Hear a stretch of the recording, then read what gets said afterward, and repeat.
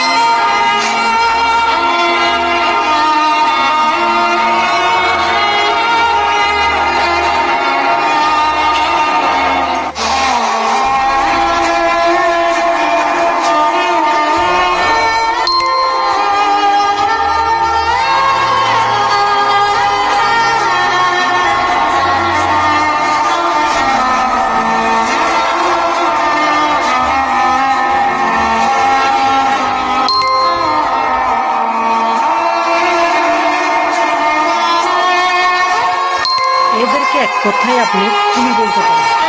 এরা খুনির চেয়ে অপরাধী।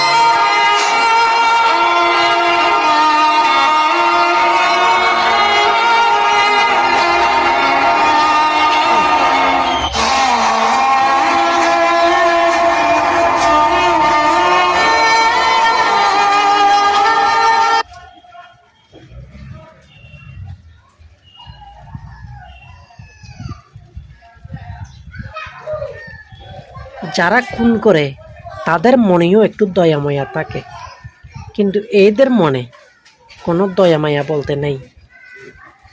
এই জন্যই বলেছি, ইসলাম ধর্মে জন্মগ্রহণ করে আমরা আর কিছু পাই বা না পাই, শান্তির পরিবেশটা পেয়েছি। আসসালামু আলাইকুম।